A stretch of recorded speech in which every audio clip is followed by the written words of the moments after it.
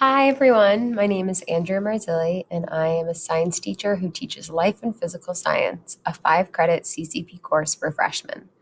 My contact info is on the screen. Please do not hesitate to reach out with any questions, comments, or concerns you may have. The Google Classroom code is also on the screen, and it's where you can find all of the up-to-date assignments and information about the course. On Wednesdays, we have class on Zoom, and the Zoom link can also be found on Google Classroom.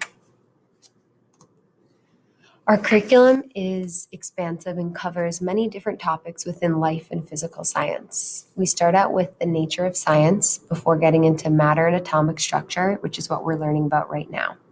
We then discuss minerals and rocks, which I absolutely love because that's what I studied in my undergrad. And it's an enjoyable few units where we do some hands-on observations with rocks and minerals.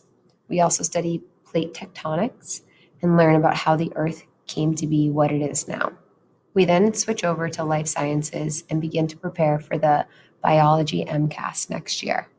We look at the biosphere at different cycles on Earth, and we also look at climate change. We discuss ecology of living systems, where we look at local ecosystems and more global ecosystems and how organisms interact within those systems. And we then go to one of my other favorite topics, evolution, where we look at natural selection, evidence of evolution, and the history of life. I love teaching that. It's another topic that I studied extensively in my undergrad, and I think it's just very interesting and a lot of fun.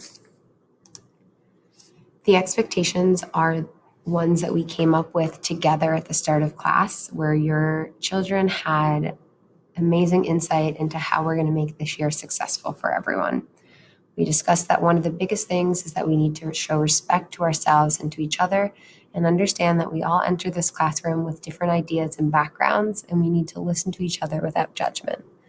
We also said being patient with ourselves and each other would lead to success, especially because this year is so different from many years in the past, and we need to trust that everyone is trying their best to be their best. We also need to give our best effort, meaning that we got to come prepared to learn and encourage each other to keep trying even when they fail or when they don't succeed.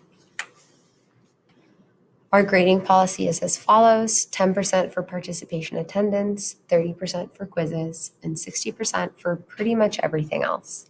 We don't have homework for this class unless the classwork wasn't finished during class time.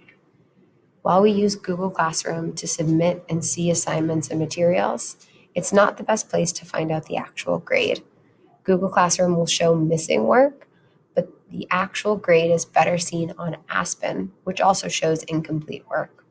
Aspen is updated every few days, so it's typically a pretty accurate representation of the work. When your child is absent, they'll have to make up the work that they missed. And that makeup work can be made just sending an email, keeping an open line of communication to figure out when the best time to make it up is. Most assignments will be posted on Google Classroom so they can be made up even if a child is at home. However, there are some assignments that are labs that we're doing in school, and those will be a little bit harder to make up. But we'll find a way.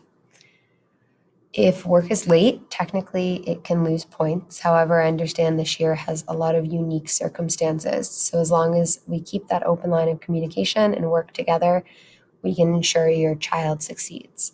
If your child is missing any work, make sure that they still turn it in and I'll happily grade it. Our classroom highlights.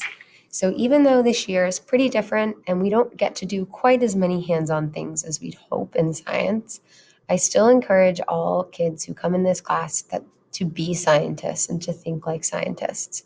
And with that, we have learning opportunities where people are completing individual labs and experiments using sterilized equipment. The students outside of school also will be engaging in citizen science projects, which are country and worldwide science projects where regular people collect the data and then scientists analyze that data that we've collected. It's a really cool way to become involved with the global scientific community. I absolutely love teaching this course. I'm so excited to continue to work with you and your child this year to ensure it's successful for anyone and everyone. Again, if you have any questions or comments, please reach out. Thank you.